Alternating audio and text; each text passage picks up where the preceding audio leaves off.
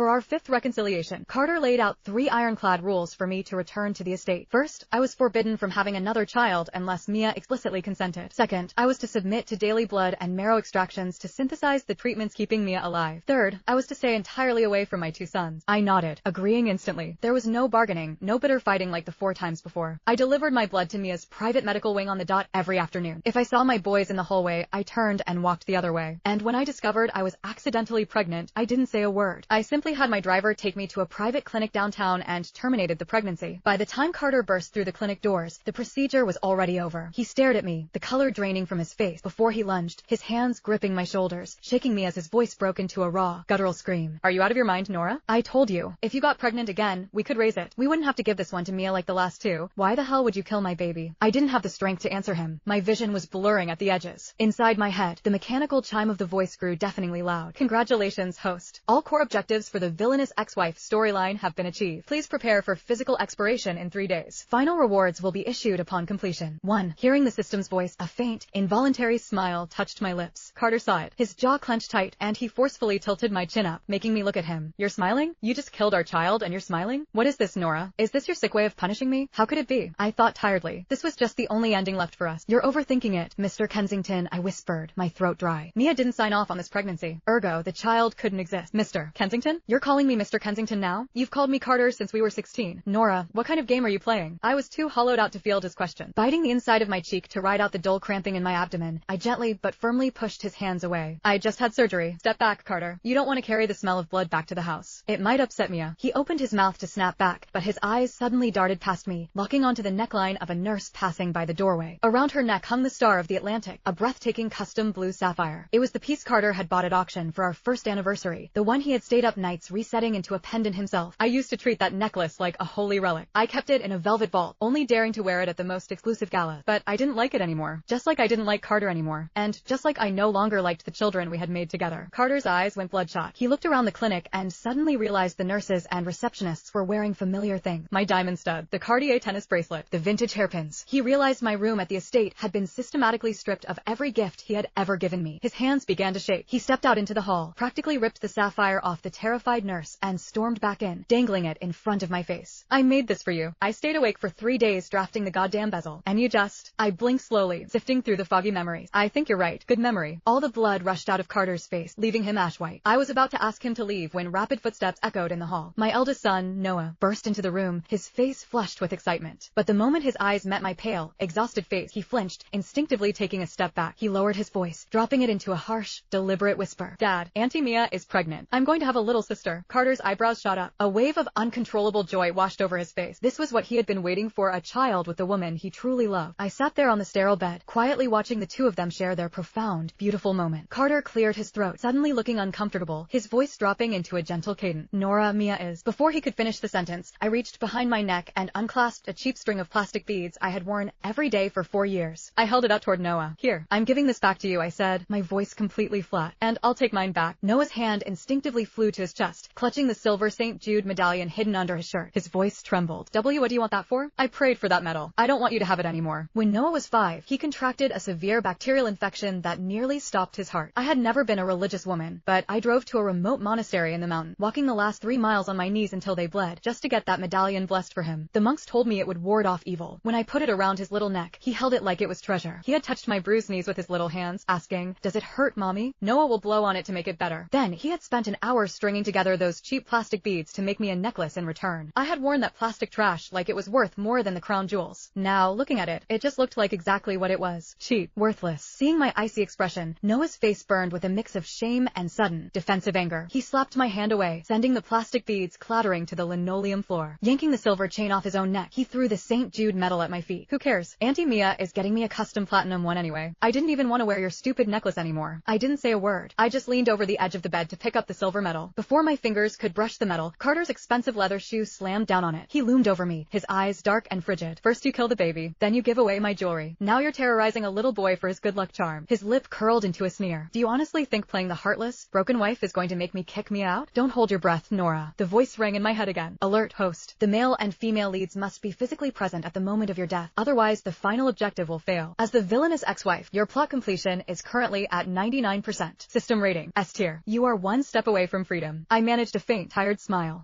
2. Looking back, the way I had completed these villainous tasks was deeply ironic. Even now, they genuinely believed I was a manipulative monster. When I snatched a cookie out of Noah's hand because Mia gave it to him, I was branded a jealous, bitter woman who couldn't stand seeing another woman love her son. No one believed me when I screamed that the cookie had peanut butter in it, and Noah was deathly allergic. Later, when I caught Mia having secret dinners with the CEO of Carter's biggest rival and tried to physically block her from entering Carter's RD server room, I was accused of being insecure, terrified that her brilliance would outshine mine. Carter and Noah trusted her blindly. Absolutely. Seeing my silence, Carter assumed he had hit the nail on the head. His anger flared again. You really hate me that much, don't you? Enough to butcher your own flesh and blood. He leaned in closer. Since you're so repulsed by the idea of being a mother, I'll do you a favor. I'm having the doctors tie your tubes before you leave this building. The father and son walked out together, leaving me to finally exhale. I was driven back to the estate and fell into a dead sleep. The next morning, the estate manager, Carson, woke me by banging on my door. It was time for the extraction. Martha, the head housekeeper who had been with me for years, looked on with tears in her eyes. Mr. Carson, please, the missus just had surgery yesterday. Her body is too weak. Can't the blood draw weight? Carson's face was a mask of stone. I walked out into the hall and shook my head at Martha, silently telling her to let it go. If Mia didn't get her daily transfusion of my RH0 blood, there was no telling what kind of hell she would raise. I sat down in the medical chair and cleanly slid the 4-needle into my scarred, battered forearm. Watching the dark blood fill the tube, my mind drifted back to the very first time they took it from me. Carter and Mia had been childhood sweethearts, practically inseparable until Mia's family went bankrupt and moved away. They reconnected years later at a high society gala. Some sleazy investors had pressured Mia into drinking until she suffered severe alcohol poisoning and liver distress. She was rushed to the hospital, needing a massive transfusion of a hyper-rare blood type. Carter hadn't hesitated. He dragged me out of my bed while I was still doing my postpartum recovery for Noah and forced me to the hospital because Mia and I shared the exact same rare blood. Afterward, he had held my hand, his voice thick with guilt. Did the needle hurt? I'm so sorry, Nora. She was dying. I panicked. I just wasn't thinking. I wanted to believe him. I wanted to swallow that excuse and keep my perfect life, but I couldn't lie to myself anymore because while I was unconscious from the blood loss, the protocol had awakened in my mind. That was the day I learned the truth. This world was nothing but a scripted romance novel, and I was the designated villainous ex-wife. My entire existence was plotted to create obstacles that would ultimately prove the true love between the male lead, Carter, and the female lead, Mia. At first, I rebelled. I fought the narrative with everything I had. We were in love, I told myself. We have a beautiful baby. Carter looks at me like I hung the moon. He would never fall for Mia. I hired private investigators. I put GPS trackers on his cars and phone. Everything seemed normal. I was just about to write off the voice as a symptom of postpartum psychosis. And then came the night of Noah's 1-month milestone celebration. I watched the security footage. The two of them, burning with sudden, inexplicable passion, tearing at each other's clothes as they stumbled into a penthouse suite. I drove to the hotel and kicked the door open. Their clothes were strewn across the carpet. The heavy, sick scent of sex filled the room. I lunged, wanting to tear Mia apart with my bare hands, but Carter instantly threw himself over her, shielding her naked body with his own. He fell to his knees, weeping, begging for forgiveness. Someone slipped something in my drink, Nora. I swear to God, I was hallucinating. I thought she was you. Looking at the way his arms were wrapped protectively around Mia, I felt like I had been plunged into an ice bath. We're getting a divorce, I whispered. Hearing that word, Carter threatened to throw himself off the balcony. He brought baby Noah to me, crying, begging me to keep the family together. Back then, Noah was so attached to me. He wasn't the boy he was today. They broke my resolve. We reconciled. But soon came the second divorce. I caught Carter lying. He had promised to send Mia out of the state, to sever all ties. Instead, I found out he was driving to a secluded estate in the Hamptons every weekend. I followed him and found his second family. The third divorce happened when Mia got pregnant. Carter told me he needed to give her a secret wedding in Paris, just to fulfill her dying wish. The fourth divorce was when Mia miscarried and successfully framed me for pushing her down the stairs. In a blind rage, Carter took both my sons, 7-year-old Noah and 2-year-old Sammy, and gave them to Mia to raise as compensation. They were pieces of my own soul. I fought like a feral animal to get them back. In the struggle, I accidentally scratched Mia's face. For that, Carter had his private security drag me into the estate's unheated glass conservatory in the dead of winter. I was locked in, forced to kneel on the freezing marble floor for 3 days and 3 nights without a drop of water. It was Noah who finally picked the lock and sneaked in, bringing me a piece of bread and a bottle of water. Even freezing to death, seeing my son made my chest bloom with warmth. But before I could even take a bite, Noah looked at me with his big, innocent eyes and said, "Mommy, can you please divorce Daddy for real this time?" I froze. Noah, Auntie Mia's birthday wish is to marry Daddy. I want to help her make her wish come true. So, can you leave? Oh, and I asked Sammy. Sammy wants Auntie Mia to be his mommy too. The breath I had been holding for 7 years finally left my lung. The fight drained out of my bone. That was the exact moment I stopped fighting the plot and truly began to execute my role as the villain. 3. Not long after my blood was taken, 4 of Carter's private security guards marched into my room and escorted me out to the Hamptons.